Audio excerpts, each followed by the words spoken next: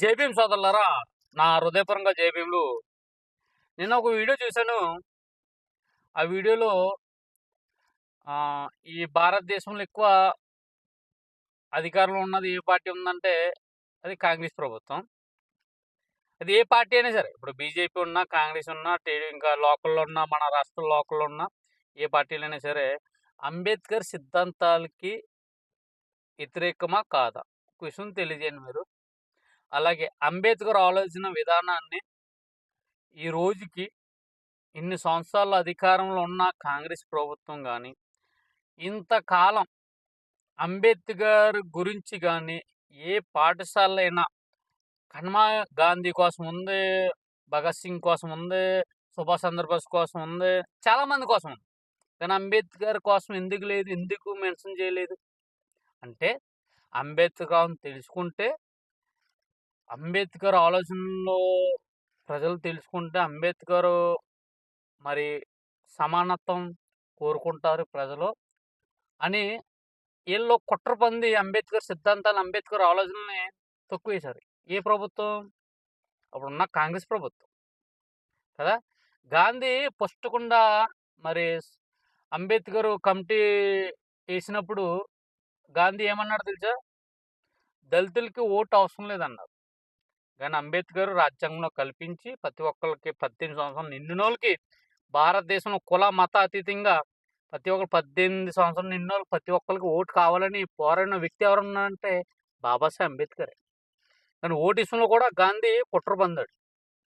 కాబట్టి ఏ పార్టీ కూడా అంబేద్కర్ సిద్ధాంతాలకు వ్యతిరేకమే సోదరులారా. కానీ ఏంటంటే ఇప్పుడు అధికారం లేదు కాబట్టి అంబేద్కర్ మీద ప్రేమ వస్తుంది. బీజేపీ మొన్న కాకుండా 400 సీట్లు వస్తే బీజేపీ ఎంపీ సీట్లు రాజ్యాంగాన్ని తీసేయడానికి ముందుకు వచ్చింది. ఇది సోదరులారా జరుగుతున్న ఇన్ని సంవత్సరాల నుంచి అంబేద్కర్ మీద కుట్ర. ఓకేనా? ఇది చిన్న ఎగ్జాంపుల్ చెప్పాను నేను. ఇంకా ఉంది, ఇంకా చాలా ఉంది. కానీ ఒక మీడియాలోనే వీడియో చూశాను అంటే ఆ పార్టీ కోసం పొగుడుతూ చెప్తున్నారు అంబేద్కర్ కోసం. కాదు, అంబేద్కర్ సిద్ధాంతాలను తొక్కుపెట్టేదే కాంగ్రెస్ ప్రభుత్వం. అర్థమైందా? ఏ పార్టీ అయినా సరే ఈరోజు అంబేద్కర్ పార్టీ పెట్టారు.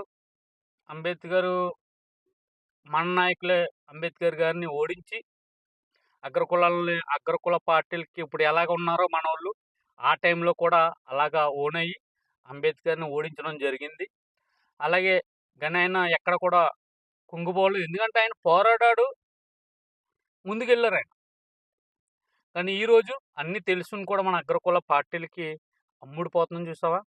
అన్నీ తెలుసుని కూడా ఇంత ఇంత టెక్నాలజీ వచ్చినా, ఇంత తెలుసుకున్నామన్న మీద మనం కూడా ఇంత తెలుసుకున్న అగ్రకులాలు ఈరోజు అగ్రకుల పార్టీలు ఎందుకు ఇంత చూపిస్తున్నారు తెలుసా? భారతదేశంలో ఎక్కువ మెజారిటీ పీపుల్ ఎవరో ఉంటే బీసీ ఎస్టీ ఎక్కువ ఈ భారతదేశంలో ఓటింగ్ ఎక్కువ. అందుకే వీళ్ళు మన మీద ఆ ఓట్లు ఎలక్షన్ గెలిచి ముందు ఒకలా ఉంటారో, ఎలక్షన్ అయిపోయినా ఒకలా ఉంటారు. గమనించారా లేదా? ప్రతి ఒక్కరు తెలుసుకోండి సోదరులారా, తెలుసుకోండి. ప్రతి ఒక్కరు చదువుకున్నారు, కొంచెం నాలెడ్జ్ ఉంది, సోషల్ మీడియాలో ప్రతి ఒక్కరు వీచ్ చేస్తున్నారు. మనకి రోజు మనకెందుకులే అనుకున్నాం.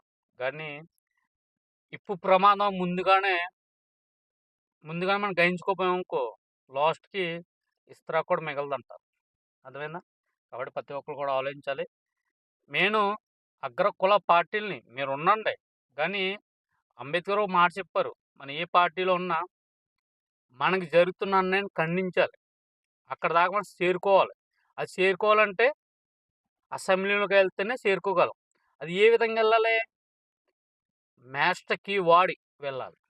కానీ వెళ్తున్నారు, మన వాళ్ళు వెళ్తున్నారు, అధికారంలోకి వెళ్తున్నారు. కానీ అక్కడికి వెళ్ళాక మనల్ని వదిలేస్తున్నారు.